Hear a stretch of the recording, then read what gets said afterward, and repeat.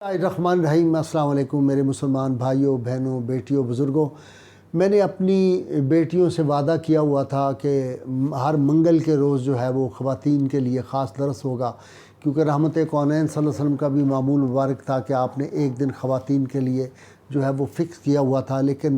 میری جو آپ کو بتایا تھا کہ ٹانگ میں کچھ عرصے سے تکلیف تھی، اس وجہ سے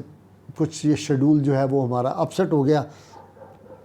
آج منگل کی بجائے بدھ کو میں آج ایک ایسی جنتی عورت کا واقعہ آپ کو سنانے لگا ہوں۔ یہ عبادت، ریاضت اور اس کے صبر کا واقعہ کہ دنیا میں چلتی پھرتی ہوئی جنتی عورت جن کو رسول اللہ صلی اللہ علیہ وسلم نے جنت الاٹ کر دی تھی۔ حضرت عطا بن ابی رباح رضی اللہ تعالی عنہ یہ بہت بڑے تابعی ہیں، اور ان کا مقام یہ ہے کہ انہوں نے جن سے علوم حاصل کیے ان میں جید صحابہ ہیں۔ حضرت عبداللہ بن عمر، عبداللہ بن عباس، حضرت ابو درداء، حضرت ابو ذر غفاری، حضرت ابو ہریرہ،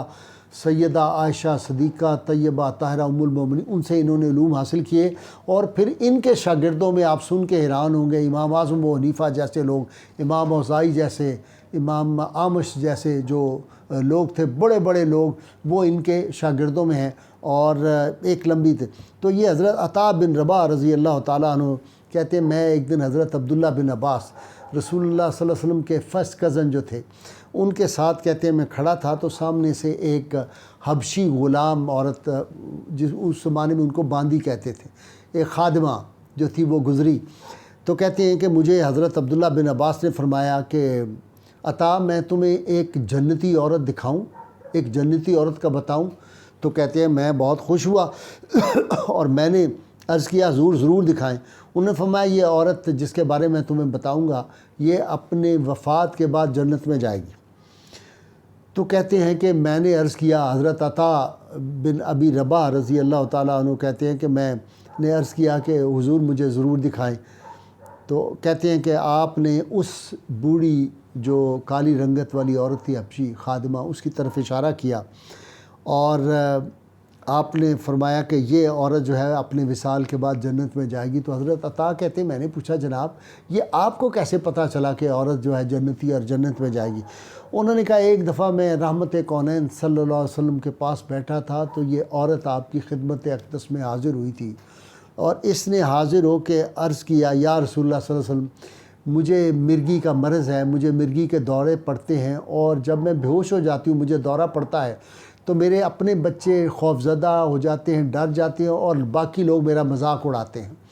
تو مجھے بہت زیادہ پریشانی ہوتی ہے۔ آپ میرے لیے دعا فرما دیں، میرا یقین ہے کہ آپ میرے لیے دعا فرمائیں گے اور میری یہ مرض جاتی رہے گی۔ تو حضرت عبداللہ بن عباس رضی اللہ تعالیٰ فرماتے ہیں کہ رسول اللہ صلی اللہ علیہ وسلم نے اس کو فرمایا کہ اگر تم چاہو تو صبر سے کام لو، اور اس کے عوض اللہ تعالیٰ تمہیں جنت عطا فرما دیں گے، اور اگر چاہو تو میں تمہارے لیے شفا کی دعا کر دیتا ہوں، یعنی چوائس تمہارا ہے، دونوں میں سے کون سی چیز تمہیں چاہیے۔ تو کہتے ہیں وہ کچھ دیر تک غور و فکر کرتی رہی اور خاموشی سے سوچتی رہی، سوچ کر اس کے بعد اس نے بارگاہ رسالت مآب صلی اللہ علیہ وسلم نے عرض کیا یا رسول اللہ صلی اللہ علیہ وسلم میں صبر کر لوں گی، مجھے جنت چاہیے، لیکن ایک میری گزارش ہے۔ آپ صلی اللہ علیہ وسلم کی بارگاہ میں عرض کیا اتنا کر دیں کہ جب مجھے دورہ مرگی کا پڑتا ہے تو بعض اوقات میری بے پردگی ہو جاتی ہے، میرے کپڑے ہٹ جاتے ہیں، یہ دعا کر دیں کہ لوگوں کے سامنے یہ جو ایک مجھے ندامت اور شرمندگی ہوتی ہے میں بے پردہ نہ رہوں۔ تو رسول اللہ صلی اللہ علیہ وسلم نے اس بوڑھی خاتون کے لیے یہ بھی دعا فرما دی تھی۔ تو نبی کریم، آپ دیکھیے صحابہ کا عقیدہ کیا ہے، آپ صلی اللہ علیہ وسلم نے فرما دیا کہ میں پھر تمہارے لیے دعا کر دوں جنت کے لیے۔ ان کو یقین تھا عبداللہ بن عباس ہوں، حضرت عطا بن ابی رباح ہوں، یا دیگر صحابہ ہوں، یا وہ خاتون جو تھی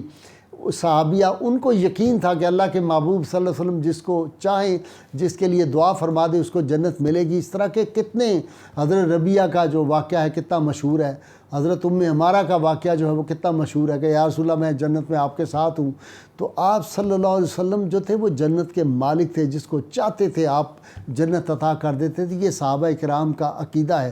اب حضرت عطا بن رباح جو تھے وہ بہت زور دیتے تھے کہ جو ذکر کی محافل ہے ان کو ضرور اٹینڈ کرنا چاہیے۔ وہ میں خاص طور پہ آپ کو بھی عرض کروں گا، سب کو جب وقت ملے تو یہ جو ذکر کی یہ جو پاک محافل ہوتی ہیں ان کو ضرور اٹینڈ کیا کریں، اس لیے کہ حضرت عطا فرماتے تھے کہ خدا تعالیٰ جو آدمی ایک ذکر کی مجلس میں بیٹھتا ہے، اللہ تعالیٰ 10 وہ جو باطل مجلسیں ہوتی ہیں ان کا اس کو کفارہ بنا دیتا ہے۔ مثلا ایک ذکر کی محفل میں، نیکوں کی محفل میں جا کے آدمی بیٹھا اور 10 غلط جگہ پہ اگر وہ بیٹھا ہوا ہے تو ان 10 غلط جگہوں کا جو ہے وہ کفارہ ادا ہو جائے گا ایک نیکی۔ جس طرح حدیث پاک میں آتا ہے نا کہ جب آدمی سے غلطی ہوتی ہے، گناہ ہوتا ہے، پھر بعد میں وہ نیکی کرتا ہے تو اس کا وہ گناہ جو ہے وہ دھل جاتا ہے، اس کی سلیٹ صاف ہو جاتی ہے جب وہ استغفار کرتا ہے، جب وہ توبہ کرتا ہے۔ اسی طرح یہ کیسے عظیم لوگ تھے، ان کی حضرت عطا کی ایک بڑی خوبصورت بات ہے۔ آپ جو تھے نا وہ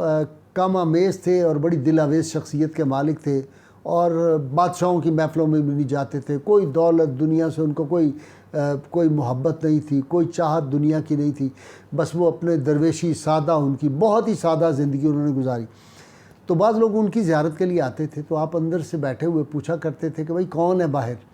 تو آ کے کوئی شاگرد آپ کا بتاتا، کہتے جی وہ فلاں آدمی آیا آپ کی زیارت کے لیے۔ آپ کہتے میاں چلے جاؤ، میں تو وہ شخص نہیں ہوں جو زیارت کے قابل ہوں۔ جب وہ لوگ چلے جاتے تو آپ اپنے شاگردوں سے فرماتے یار کیسا زمانہ آ گیا، یہ کیسا زوال آ گیا، اب میرے جیسے لوگوں کی بھی لوگ جو ہے وہ زیارت کرنے لگے۔ یہ وہ ہستی ہے جن کو امام اعظم رحمۃ اللہ علیہ جو تھے وہ فرمایا کرتے تھے کہ اس دور میں سب سے افضل وہ شخصیت تھی، اور حضرت امام باقر علیہ السلام ان کے بارے میں فرمایا کرتے تھے کہ حدیث کے بارے میں کوئی بات پوچھنی ہو، حدیث کا علم تو ان سے جا کے حاصل کیا کرو۔ یہ عجز اور انکساری ان بزرگوں میں اتنی زیادہ تھی۔ تو آج اصل میں یہ میں نے اپنی بہنوں سے عرض کرنا تھا کہ وہ خاتون جو عبادت اور ریاضت کرتی تھی، اس کی جنت رسول اللہ صلی اللہ علیہ وسلم نے اس کو عطا فرما دی اللہ سے لے کر۔ تو یہ جو صبر ہے، اصل ہمیں سبق سے یہ ملتا ہے کہ اگر تکلیف کوئی آ بھی جائے، کوئی مصیبت آ جائے، کوئی بیماری آ جائے تو اس پہ صبر کرنا چاہیے، کیونکہ ان اللہ مع الصابرین، یقیناً اللہ جو ہے وہ صبر کرنے والوں کے ساتھ ہوتا ہے۔ یہ جو کسی وقت تکلیف آتی ہے یہ انسان کو